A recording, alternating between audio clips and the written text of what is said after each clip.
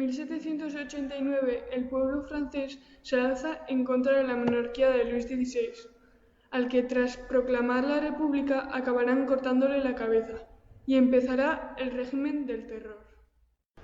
Esto provocará la guerra contra los reinos absolutistas vecinos, incluida España. La guerra durará lo que el gobierno jacobino del terror, liderado por Robespierre, que tras un golpe de Estado será también guillotinado. El nuevo gobierno moderado francés firmará la paz de Basilea con la España de Carlos IV en 1795.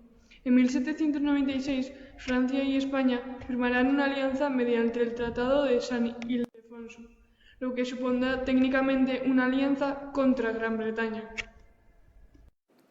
El 11 de noviembre del 99, Napoleón da un golpe de Estado y se proclama cónsul, y 2 años después se proclama emperador.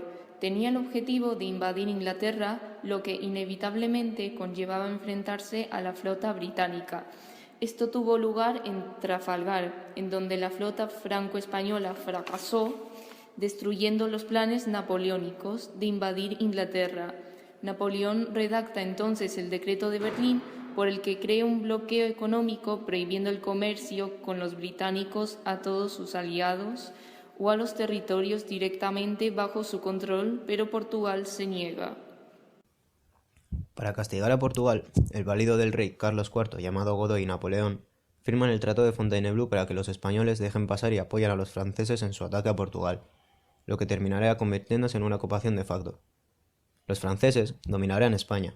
Enfadados con su rey por su falta de precaución, en el motín de Aranjuez, los partidarios de Fernando, hijo de Carlos IV, encarcelan a Godoy y obligan al rey a abdicar en favor de su hijo. En respuesta a este suceso, Napoleón convoca a padre e hijo en Bayona para arreglar el problema dinástico.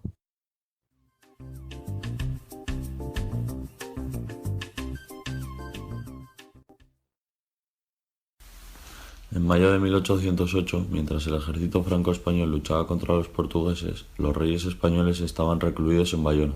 En España, técnicamente mandaban los franceses, lo que terminó provocando el alzamiento madrileño del 2 de mayo, al que se sumarían el ejército regular y la mayoría de las ciudades españolas. Mientras tanto, Napoleón obliga a los reyes a abdicar en su favor y más tarde le dará la corona a su hermano José, que tendrá que enfrentarse a la rebelión española. El desembarco de los ingleses en Portugal hará que los franceses empiecen la retirada, obligando a Napoleón a entrar personalmente a finales de ese año para pacificar la península. Los anglo-portugueses se ven obligados a recluirse alrededor de Lisboa y los españoles solo conservarán Cádiz, en donde se firma la primera Constitución de 1812. Napoleón abandona la península para luchar contra Austria en 1809, mismo año en el que Inglaterra y España firman una alianza y comienzan el contraataque contra los franceses al mando del futuro duque de Wellington.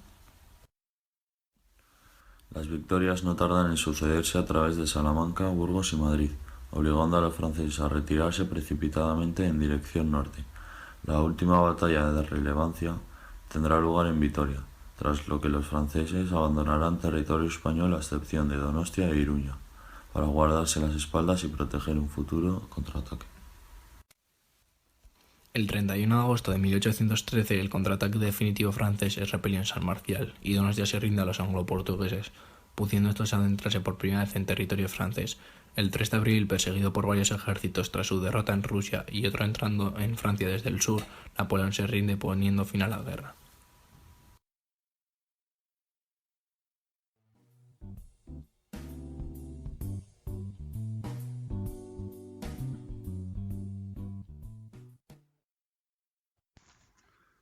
Donostia era en 1813 una pequeña plaza militar a los pies del monte Urgul, que abarcaba el cuadro amurallado que formaban el propio monte, el puerto, el actual bulevar y la actual calle San Juan.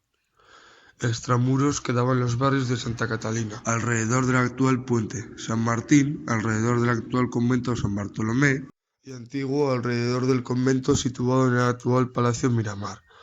La mayoría de sus fortificaciones estaban alrededor de la Puerta de Tierra, única vía una vez quemado el puente de Santa Catalina para acceder a la ciudad a pie.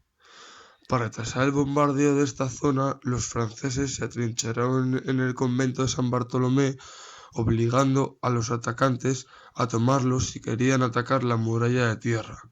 La muralla de la Zurriola era la más débil, sin defensas contra la artillería, pero pensaban que el río y el baluarte del mirador protegían ese lado. Como podéis ver, estamos en el Monte Urgul. Desde aquí nos podemos imaginar San Sebastián en 1813, donde podemos ver que antes a San Sebastián se podía acceder o por el puente de Santa Catalina o por tierra. En los primeros días del asedio, como los franceses habían quemado el puente para que no pudieran atacar la ciudad, los anglo-portugueses tenían que atacar por tierra, por lo cual tenían que conquistar San Bartolomé, donde estaban los franceses atrincherados.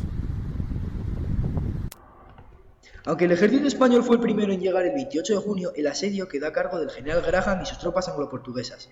Los esfuerzos se centraron en el asalto al convento de San Bartolomé, que caería el 17 de julio tras durísimos combates y en la apertura de una brecha en el muro de la Zurriola, que se consiguió finalmente el 20 de julio tras varios días de bombardeo.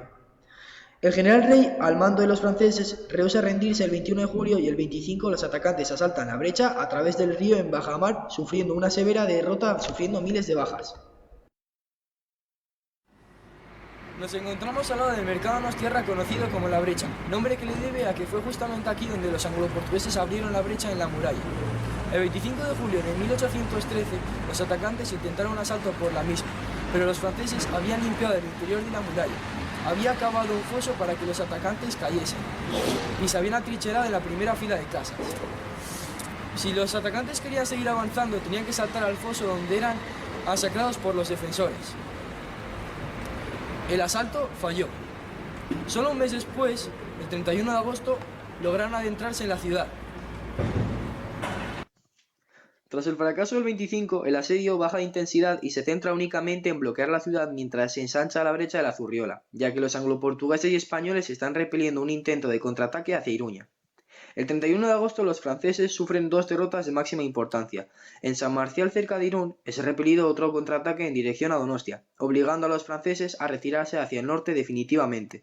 Por otro lado, aprovechando la bajamar de las mareas vivas, el ejército anglo-portugués consigue atravesar la brecha de Donostia, obligando a los defensores franceses a encerrarse en el castillo del Monte Urgul, donde se rendirían el 8 de septiembre.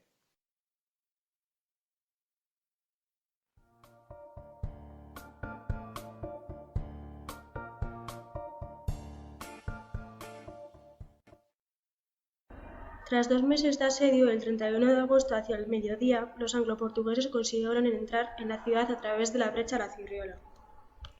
Eso obligó a los franceses a encerrarse en el Monte Urgul. Los ingleses comenzaron a instalarse en la ciudad. La mayoría de civiles que caen en la ciudad eran de clase humilde porque los pudientes decidieron abandonarla. Las autoridades locales salieron a hablar con los anglo-portugueses sobre el trato que recibirían los ciudadanos cuando la ciudad fuera conquistada, pero estos les ignoraron. Al atardecer, varios vecinos salieron a recibir a los anglo-portugueses, pero estos los mataron disparándoles. Los presagios no eran buenos. Al caer la noche, el ejército anglo-portugués empezó el saqueo que duraría varios días, robando, matando y violando sin ningún tipo de piedad. Se han conservado varios testimonios de testigos que presenciaron el saqueo. Cuentan cómo los anglo-portugueses disparaban a los vecinos que salían a sus balcones o golpeaban con las culotas de sus mosquetes a los que se cruzaban por la calle, produciéndose enseguida los primeros asesinatos. A lo largo de la tarde comenzaron los primeros asaltos de viviendas, entrando los soldados al grito de «el dinero o te mato». El grado de violencia que utilizaron los atacantes fue aumentando. Los testigos hablan de algunos soldados que arrancaban los pendientes de oro de las orejas de los vecinos, mientras otros pinchaban con sus bayonetas sin ningún motivo. Para el anochecer, los atacantes, agitados por el alcohol, perdieron cualquier tipo de respeto por la población. Asesinaron y violaron por doquier, salvándose así únicamente las mujeres que se escondieron en las letrinas o en los tejados de las casas que ya empezaban a arder. De noche, la ciudad entera estaba en llamas. Cuando el saqueo al que se unieron soldados de las inmediaciones cesó, la ciudad había sido completamente destruida. Solamente se salvaron las casas de los oficiales, lo que hace pensar a algunos historiadores que el incendio pudo no ser solamente provocado, sino que controlado.